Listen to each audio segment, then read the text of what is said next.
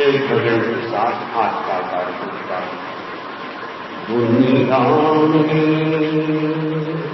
दुनिया में पंथ अनेको है, इस तेरा पंथ का क्या कहना।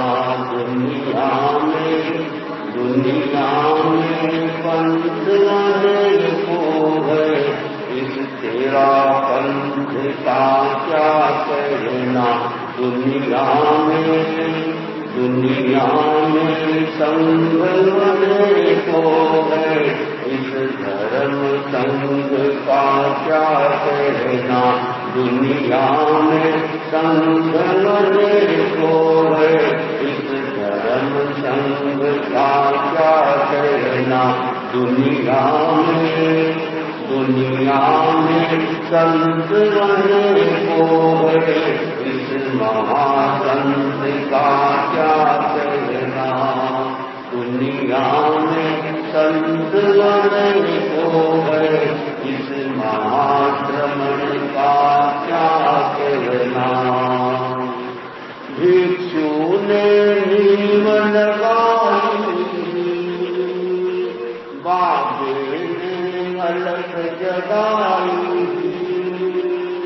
भिक्षु ने नीव लगाई, बाबे ने अलग जगाई।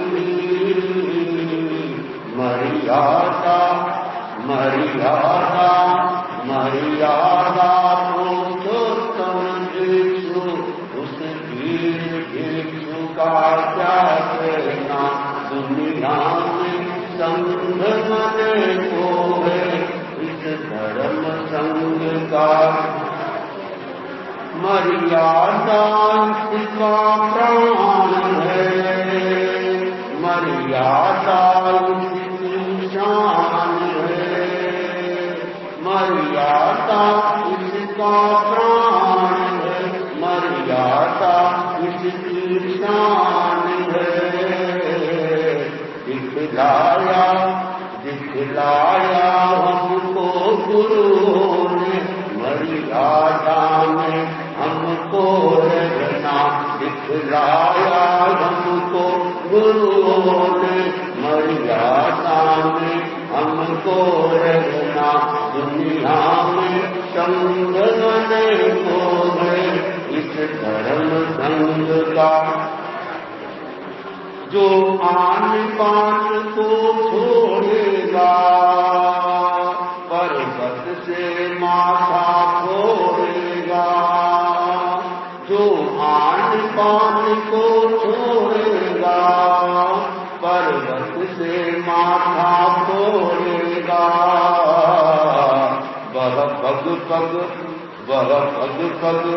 वह पग ठोकर खाएगा, जीवन भर होगा पछताना।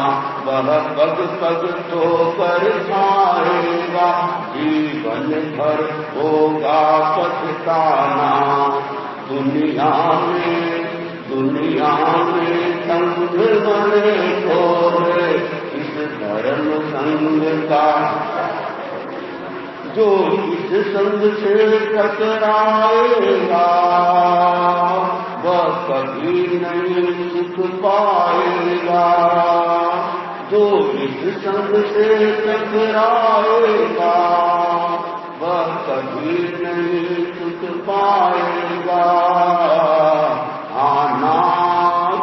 आनाथ देवता कैसे पूछड़ी पर पग मत धरना।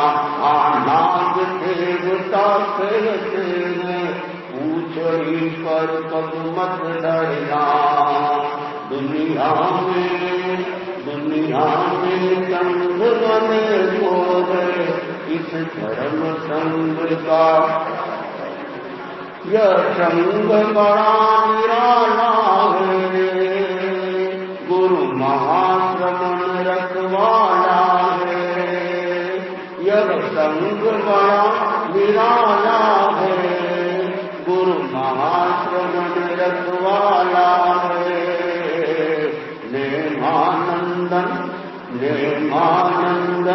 नेमानंदन झूमर नंदन इस महाश्रमण का क्या कहना। दुनिया में संग बने को है इस धर्म संग का क्या कहना। दुनिया में पंथ बने को है इस तेरा पंथ का क्या कहना। श्रद्धा से नमन करे हम तेरा अनुसरण करे हम पल पल स्मरण करे हम महावीर स्वामी महावीर स्वामी। ओंकार विभूषणयुक्तम्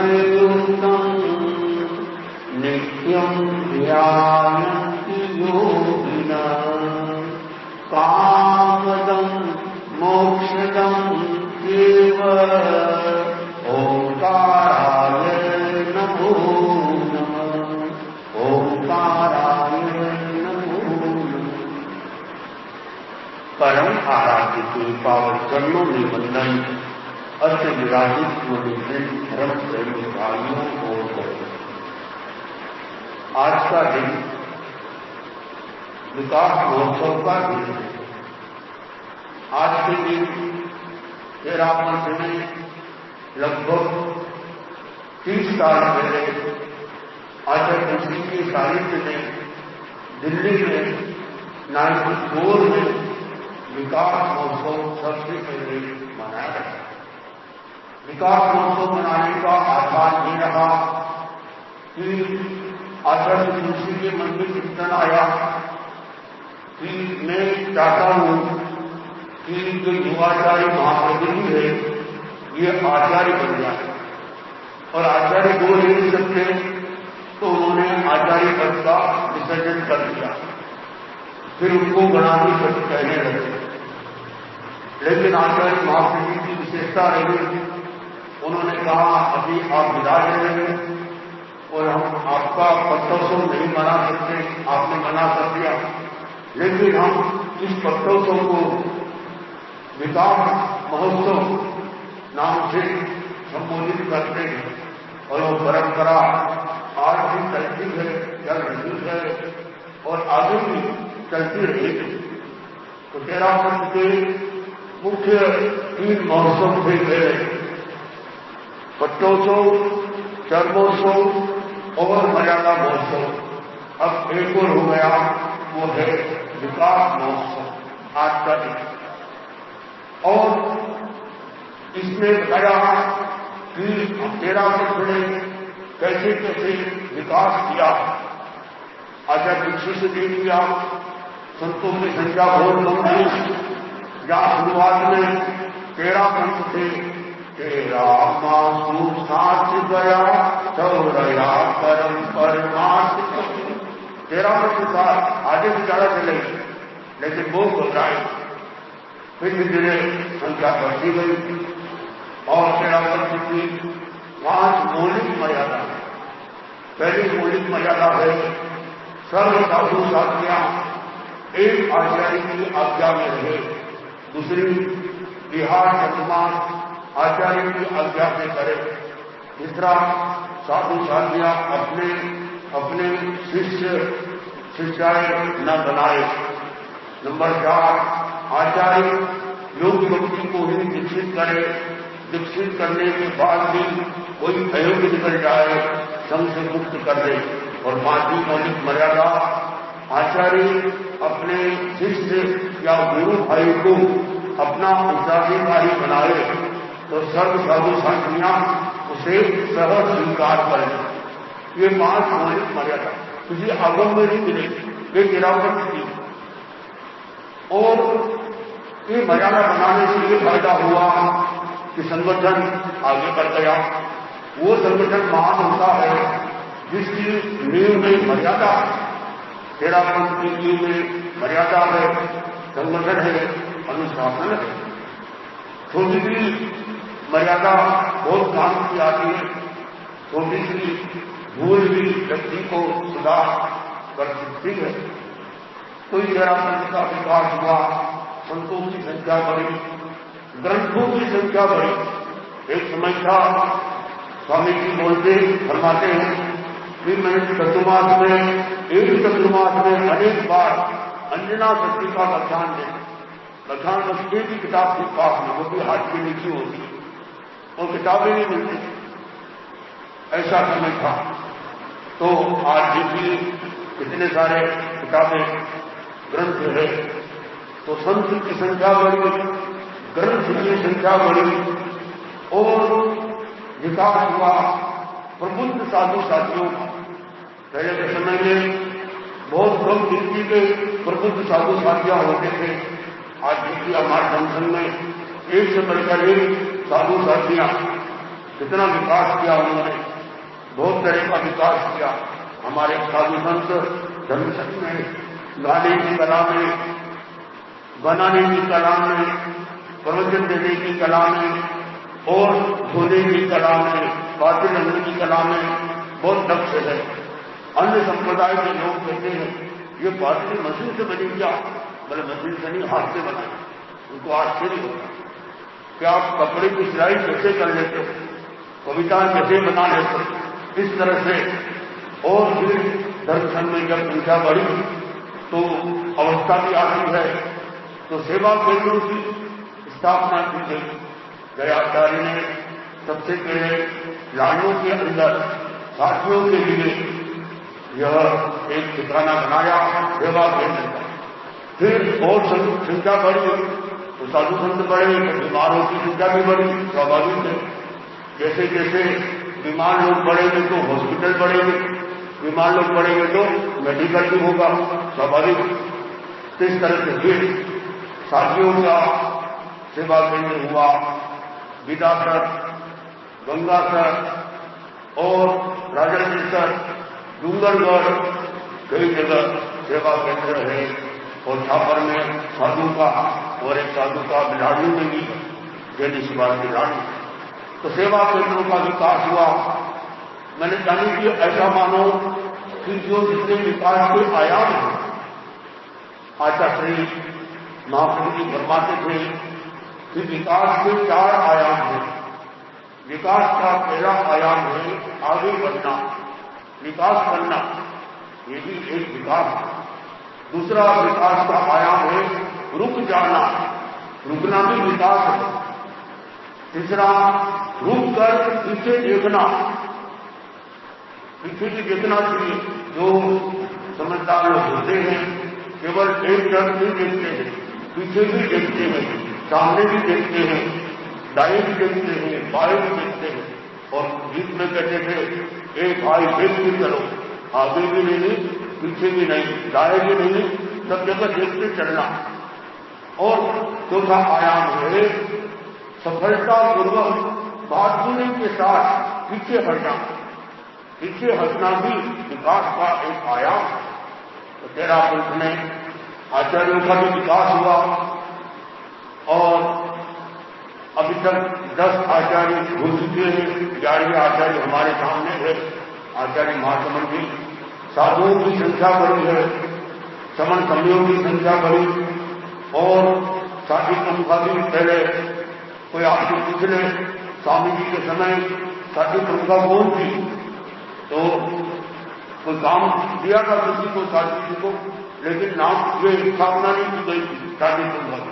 दयाचार्य ने सबसे पहले सदासती को ये सबसे पहले साथी प्रमुखा बनाया, इसे महासती जी कहते हैं।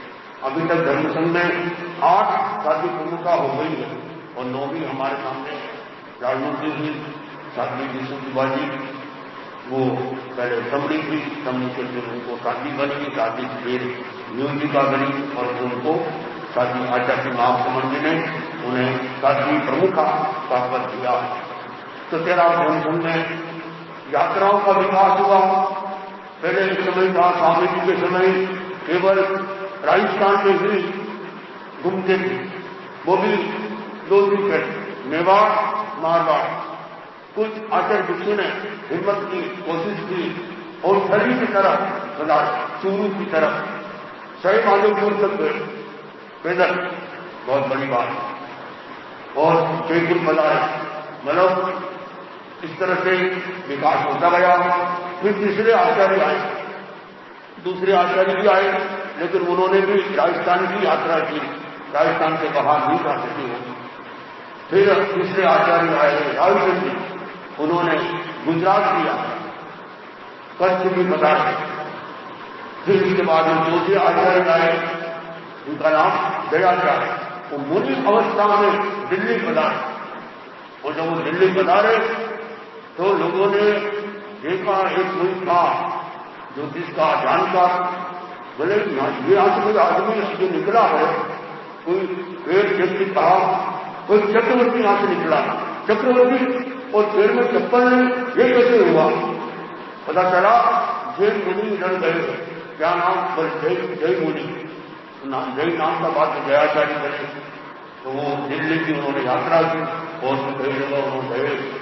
अच्छा, उन्होंने धर्म को आगे बढ़ाने में साहित्य के माध्यम से कितने 36 लाख उन्होंने ये पदों की रचना की, बहुत बड़ा काम किया उन्होंने। 24वीं आराधना और ब्रह्मद्वंसन ऐसे ऐसे ग्रंथों की रचना की गई, जिसके माध्यम से हम आगे से आगे अध्ययन करके बढ़ते हैं। और उन्होंने महुआ मणि को विकसित किया, महुआ मणि विकसित हुए। और बड़े मजे की बात, जब महुआ मणि को उन्होंने दीक्षा दी, उसमें वो युवाचार्य थे और वो दीक्षा हुई थी विदा कर। फिर क्या हुआ कि जैसे दीक्षा हुई, इधर तीसरे आचार्य राजचंद्र जी विराज रहते मेवाड़ में, और दीक्षा हुई, उनको छींक आई। छींक आके कहा ये बहुत अच्छा साधु बनेगा। एक छींक और आई, फिर कहा ये साधु अग्रणी बन जाएगा महुआ मणि के बारे में। और फिर एक छींक और आई और कहा ये तो उत्तराधिकारी बन जाएगा। देखो बहुत बड़ी उनकी बात सही निकली। इस तरह से महुआ मणि आए जो विद्याधर थे, और उन्होंने काफी यात्राएं की, बाहर भी गए। फिर तीसरे जो आचार्य थे रायचंद जी, उन्होंने मध्य प्रदेश की भी यात्रा की, और यात्रा नहीं की, चतुर्मास नहीं किया।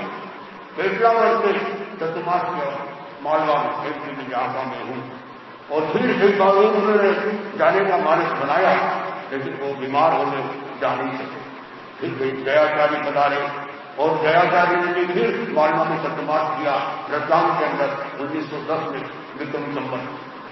और इस तरह से फिर मानवगढ़ी आए। मानवगढ़ी ज्यादा लंबे समय तक शासन कर नहीं पाए, उनका उम्र ज्यादा नहीं रही किसी कारण से। और फिर लालगढ़ी जो ऐसे आचार्य हुए, आचार्य महात्मन जी के शब्दों में तेरापन प्रमोशन में 2 आचार्य ऐसे हुए जिन्हें बोले में विलक्षण आचार्य की उपमा देता है। विलक्षण आचार्य, उसने एक नंबर डाल बनी। कैसे? प्राय जितने भी आचार्य हुए तेरापन में सब राजस्थान के थे। एक जो डाल बनी थे वो आउट ऑफ राजस्थान के थे, उज्जैन के। और दूसरा, कोई भी आचार्य का अपने आचार्य होते दूसरे को बना के जाते युवाचार्य, लेकिन मानवगढ़ी बना नहीं पाए, तो चतुर्दमसन में संतों ने मिलकर ये उनको आचार्य बनाया। इस तरह से एक आचार्य। दूसरे आचार्य महाप्रभु जी, आचार्य तुलसी मौजूद होते हुए और उनके सामने उनको आचार्य बना दिया। ये एक विलक्षण आचार्य। और आचार्य तुलसी की विशेषता, आचार्य होते भी अपना आचार्य पद का विसर्जन कर दिया, दे दिया। कितनी बड़ी बात है। तो इस तरह से यह कालूमणि आए, उन्होंने भी धर्म संघ में साथियों की संख्या बढ़ी, संस्कृत का विकास हुआ, और उन्होंने इन 2 संतों को दीक्षा दी, जो युग प्रधान आचार्य बने, आचार्य तुलसी और आचार्य महाप्रभु जी। वे आचार्य कालूमणि के हाथ से विकसित हुए। वो यहाँ भी चतुर्मास किया, उदयपुर में चतुर्मास किया है, और चतुर्मास में दीक्षा हुई। पहले मेवाड़ में चतुर्मास में दीक्षा नहीं होती थी, चतुर्मास के बाद होती थी, लेकिन कालूमणि के चतुर्मास में दीक्षा भी हुई।